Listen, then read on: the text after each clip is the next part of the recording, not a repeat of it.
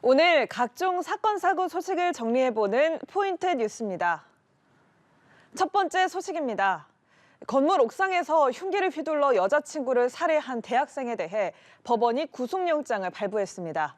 이 대학생은 여자친구가 헤어지자고 해 범행을 저질렀다고 진술했습니다. 보도에 최진경 기자입니다. 건물 옥상에서 흉기를 휘둘러 여자친구를 살해한 20대 대학생 A씨가 구속됐습니다.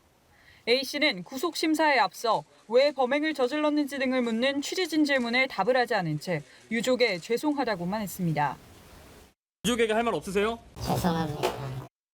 피해자에게 여러 차례 흉기를 휘두른 A씨는 경찰 조사에서 헤어지자는 말에 범행을 저질렀다고 진술했습니다. 범행 2시간 전쯤 한 대형마트에서 흉기를 미리 구매하는 등 범행을 사전에 계획한 정황이 확인됐습니다. 국립과학수사연구원은 사망 원인에 대해 흉기에 찔린 출혈이라는 1차 소견을 내놨습니다. A씨는 범행 직후 옥상 난간을 서성이다 경찰과 소방에 구조됐는데 현장에서 피해자의 시신과 흉기가 발견되면서 긴급 체포됐습니다. 체포 당시 음주나 마약 투약 상태는 아니었던 것으로 조사됐습니다. 신병을 확보한 경찰은 A씨를 상대로 구체적인 범행 동기를 조사하는 한편 휴대전화 등에 대한 포렌식을 진행할 계획입니다. 연합뉴스TV 최진경입니다. 앞서 최진경 기자가 전해드린 것처럼 다툼이나 이별 통보를 이유로 연인을 사망에까지 이르게 하는 범죄가 끊이지 않고 있습니다. 계획 범죄의 잔혹성을 띈다는 점에서 불안감이 커지고 있는데요. 문제는 교제 폭력의 경우 스토킹 범죄와 달리 가해자에 대한 처벌과 피해자를 보호할 법적 제도가 미비하다는 겁니다. 방준혁 기자입니다. 동갑내기 여자친구를 흉기로 살해한 20대 대학생. 헤어지자고 하는 말에 범행을 저질렀다고 진술했습니다. 이별을 요구하는 연인을 살해한 이른바 교제살인입니다. 여성을 대상으로 한 강력범죄가 끊이지 않고 있습니다. 지난 3월 경기 화성에선 20대 남성이 이별을 통보한 여자친구를 흉기로 살해한 뒤 어머니도 다치게 했고, 지난해 서울 금천구에선 교제폭력으로 경찰 조사를 받은 30대 남성이 조사 직후 상대 여성을 살해하는 사건도 있었습니다. 경찰청 통계를 보면 지난해 교제폭력으로 붙잡힌 피의자는 약 14,000명, 3년 새 55% 넘게 늘었습니다. 다만 남편이나 애인 등 친밀한 관계의 남성에 의해 여성이 살해되는 사건에 대한 정부 공식 통계는 없습니다. 문제는 교제폭력으로 구속수사를 받는 피의자 비율은 수년째 1에서 2% 수준에 머물고 있다는 점입니다. 연인 사이에 사적인 일로 취급돼 처벌이 솜방망이에 그치는 겁니다. 전문가들은 범죄 특성상 반복성이 강하기 때문에 처벌을 강화해야 한다고 입을 모읍니다. 피해자 입장에서도 이제 신고나 이런 것들에 대해서 해봤자 뭐 이게 강하게 처벌되지 않을 테니 이런 이제 신고를 저하게 되고, 가해자 입장에서는 어떤 관계성이 있는 것이 오히려 이제 감형의 사유로. 현재 교제폭력에 대해선 별도 처벌 규정도 없고 가해자와의 분리 조치를 가능케 하는 법 개정도 지지부진한 상태입니다. 관련 입법을 통해 교제폭력 처벌에 대한 법적 근거를 명확히 하고 피해자에 대한 선제적인 보호 장치를 마련해야 한다는 지적입니다. 연합뉴스TV 방준혁입니다. 다음 소식입니다. 충북 청주의 한 주택에서 어머니와 딸, 아들 등 일가족 3명이 숨진 채 발견됐습니다. 이들은 심한 수준의 지적 장애인들이었는데요. 집안에선 유서로 보이는 메모가 발견됐습니다. 천재상 기자입니다.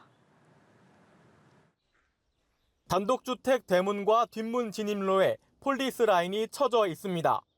지난 7일 오후 60대 어머니와 40대 남매 등 일가족 3명이 나란히 누워 숨진 채 발견된 집입니다.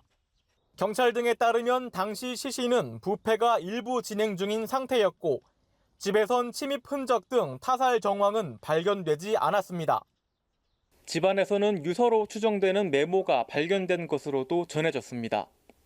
아들이 쓴 것으로 보이는 유서에는 힘들다, 통장이 어디에 있으니 잔금으로 장례를 치러달라는 등의 내용이 담긴 것으로 파악됐습니다. 이들 가족은 모두 심한 장애 등급의 지적 장애인들이었습니다. 이 가운데 상대적으로 장애가 심하지 않은 아들이 어머니와 누나를 돌봐온 것으로 전해졌습니다. 병원도 아들하고 같이 갔다 오더라고요. 조만간 마트가 있걸랑요. 거기서 먹을 것을 사갖고 오더라고요. 왜냐면 엄마 앞에 여기서 서 있어 하더라고. 그런데 최근 어머니의 상태가 악화되고 누나가 정신병원에서 퇴원하고 집으로 돌아오면서 아들의 돌봄 부담이 한계에 다다른 것으로 보입니다. 이들 가족은 20년 전 아버지가 세상을 떠나면서 급격히 가세가 기울었고 이후 기초생활수급 가구로 선정돼 급여를 받아온 것으로 알려졌습니다. 주민들은 이웃 가족의 갑작스러운 죽음에 안타까움을 금치 못하고 있습니다. 그 아들은 뭐 평소에 내가 이제 그런 것 때문에 이제 왔다 갔다 하고 그러니까 뭐 이렇게 지나가면 동장님 건강하세요 하고서 인사 이렇게 하고 성격이 좀 밝게 했었거든. 근데 갑자기 죽어서. 경찰은 실신 상태로 미뤄 지난 5일 전후를 사망 시점으로 추정하고 있습니다. 경찰은 오늘 9일 이들 가족에 대한 부검을 실시하고 정확한 사망 원인을 찾을 방침입니다. 연합뉴스TV 천재상입니다. 마지막 소식입니다. 대전 동구청에서 맹견 70여 마리가 탈출했다며 주민 대피를 당부하는 재난 문자를 발송해 소동이 벌어졌는데요. 알고 보니 실제 탈출한 개는 맹견이 아닌 소형견 3마리였던 것으로 확인됐습니다. 사실과 다른 재난 문자에 시민들은 놀란 가슴을 쓸어내려야 했습니다. 엄승현 기자입니다. 오늘 오전 10시 대전 동구에서 발송한 재난 문자입니다. 맹견 70여 마리가 탈출했으니 주민들은 안전한 장소로 즉시 대피하라는 내용입니다. 알고 보니 이날 실제 탈출한 개는 70여 마리가 아닌 3마리였고 개의 종류도 맹견이 아닌 소형견이었던 것으로 드러났습니다.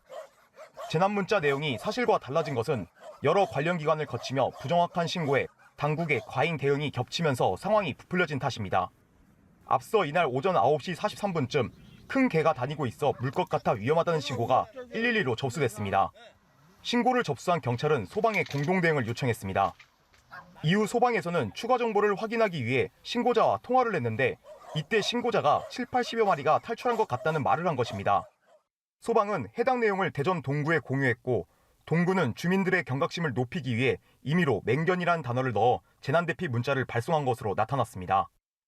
119로부터 전달받았을 때 마리수가 많다 보니까 조금 주민들이 좀 안전을 주의 차원에서 저희가 맹견이라는 표현을 써서 발송하게 되었습니다. 맹견 수십 마리가 탈출했다는 재난 문자에 주민들은 놀란 가슴을 쓸어내리기도 했습니다. 놀라지. 그 개들이 막 설치고 다니면 해치잖아. 사람 예를 들어 쫓으려고 하면 달라들어 물 거 아니오. 무섭지요. 두렵지. 아니 황당하죠. 맹견이 아니고 흰개 3마리 있는 건 저는 알으니까. 단순 해프닝으로 사건은 마무리됐지만 정확하지 않은 정보를 재난 문자로 발송해 불필요한 시민들의 불안감을 조장한 것 아니냐는 지적도 나옵니다. 연합뉴스TV 엄승현입니다.